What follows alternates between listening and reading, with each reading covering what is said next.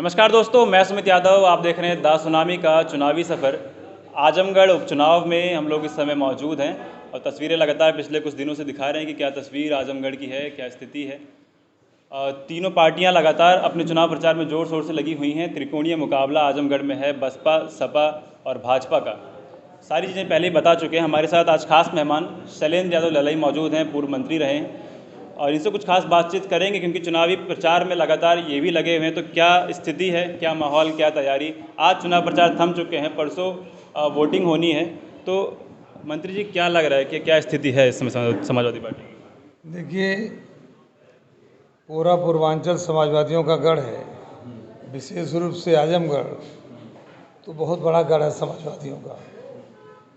और निश्चित रूप से जो माहौल है, समाज के सभी वर्गों के लोग, चाहे वो किसान हो, चाहे मजदूर हों, चाहे बेरोजगार नौजवान हों, पढ़ने वाले बच्चे हों, पिछड़े, दलित, शोषित, अक़लियत समाज के लोग, जिनके साथ लगातार नाइंसाफ़ी भाजपा की सरकार में हो रही है, इन सारे वर्ग के लोगों ने मन बनाया है इस लोकसभा के उपचुनाव में समाजवादी पार्टी के उम्मीदवार माननीय धर्मेंद्र यादव जी को जिताकर एक संदेश देश को देने का काम करेंगे। अच्छा, कई लोगों की शिकायत ये भी है क्योंकि तो वो गुड्डू जमाली की तरफ जा रहे हैं। ये उनका कहना ये है कि गुड्डू जमाली जो है क्षेत्रीय प्रत्याशी हैं, क्षेत्र में रहेंगे क्योंकि इससे पहले नेताजी रहे तो वो भी लखनऊ दिल्ली चले गए। राष्ट्रीय अध्यक्ष अखिलेश यादव रहे तो वो भी लखनऊ और दिल्ली रहने लगे। तो क्षेत्रीय प्रत्याशी की मांग है यहाँ पे, लोग धर्मेंद्र यादव आ गए हैं। देखिए, धर्मेंद्र यादव एक ऐसे व्यक्ति हैं जो जिस क्षेत्र से जब तक वो बदायूं से सांसद रहे, बदायूं के लोगों ने उन्हें कभी छोड़ा नहीं। और जिस तरह से लोकसभा के अंदर क्षेत्र की समस्या, समाज की समस्या, पिछड़े, दलित, शोषित लोगों की आवाज़ बनकर उभरते हैं, पूरे आजमगढ़ का बच्चा बच्चा ये चाहता है कि माननीय धर्मेंद्र जी हमारी आवाज़ बनकर लोकसभा में पहुँचें तो कि हमारी बात को सुनी जाए। और जहाँ तक क्षेत्रीय की बात है, वो हमारे राष्ट्रीय नेता हैं, उनके लिए प्रदेश का हर लोकसभा क्षेत्र, हर विधानसभा क्षेत्र उनका अपना घर है। और हम लोग तो उस दल का प्रतिनिधित्व करते हैं। चौधरी साहब कहा करते थे कि मैं बागपत छोड़ सकता हूँ, आजमगढ़ नहीं। माननीय नेताजी कहा करते थे, इटावा मेरा दिल है तो आजमगढ़ मेरी धड़कन है। ये कोई बात नहीं है। अगर उन्हें क्षेत्रीयता से इतना ही प्यार है तो वो रहने वाले हैं इस विधानसभा के, फिर मुबारकपुर से लड़ने क्यों जाते हैं? वो भी तो उनके घर से बाहर की विधानसभा हुई जिनकी आप नाम ले रहे हैं। ये कोई इशू नहीं है। अच्छा, अभी हाल ही में मुद्दा आया है ये अग्निवीर, अग्निपथ का, तो इसकी बात किस तरीके से उठाई जाए क्योंकि जो युवा हैं वो पिछले 3 साल से तैयारी कर रहे थे आर्मी की और भर्ती नहीं आ रही थी। अब नोटिफिकेशन आई है तो नई स्कीम के साथ आई है कि 4 साल के लिए ही जो है भर्ती होगी। हमारे राष्ट्रीय अध्यक्ष माननीय अखिलेश यादव जी ने लोकसभा के, विधानसभा के चुनाव के प्रचार के दौरान भी इस बात को कही थी कि हम अस्थायी नियुक्तियां नहीं करेंगे, हमें आप मौका दो, हम अस्थायी नौकरी आपको देने का काम करेंगे। और इस बात का आगाह उन्होंने विधानसभा चुनाव के समय ही कर दिया था।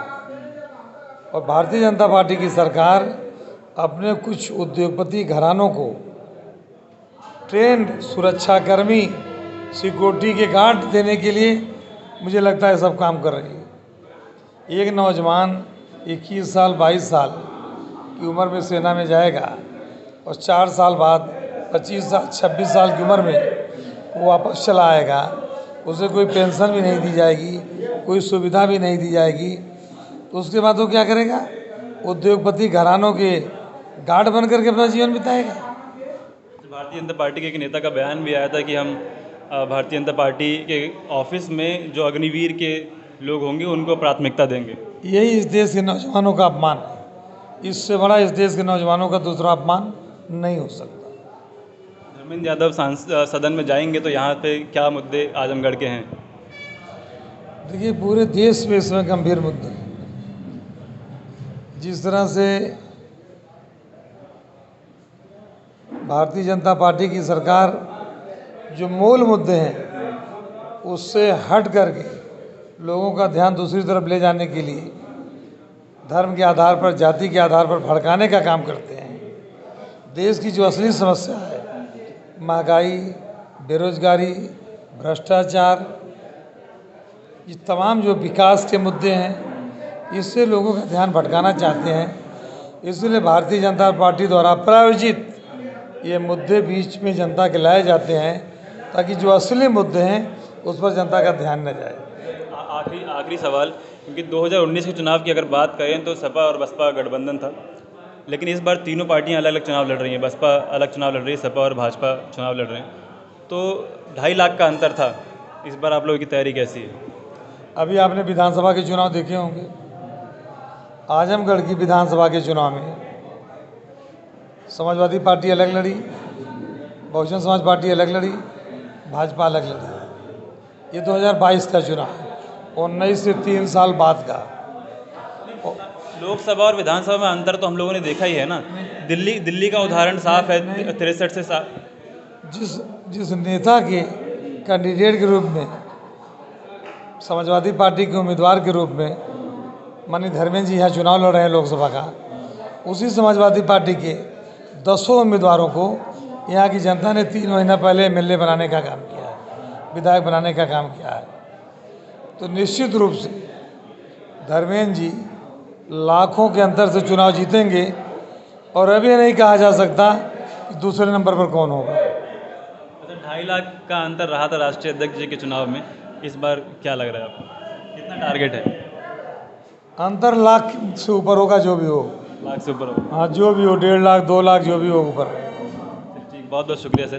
तो ये थे हमारे साथ शैलेंद्र यादव ललई, पूर्व मंत्री हैं। इनसे मुलाकात, इनसे बातचीत की कि आजमगढ़ के चुनाव में क्या स्थिति समाजवादी पार्टी की है और क्या तैयारियां चल रही हैं। चुनाव प्रचार थम चुके हैं, परसों मतदान है। आप सभी लोग सुबह उठें, गर्मी का मौसम है, जल्दी जाएं, मतदान करें। और फिलहाल ये वीडियो मैं ख़त्म कर रहा हूँ। आप लोगों से मुलाकात होगी दूसरी वीडियो में किसी और जगह से, कुछ और लोगों के साथ। जुड़े रहें हमारे साथ, देखते रहिए 10 सुनामी। तब तक के नमस्कार, खुश रहें, स्वस्थ रहें।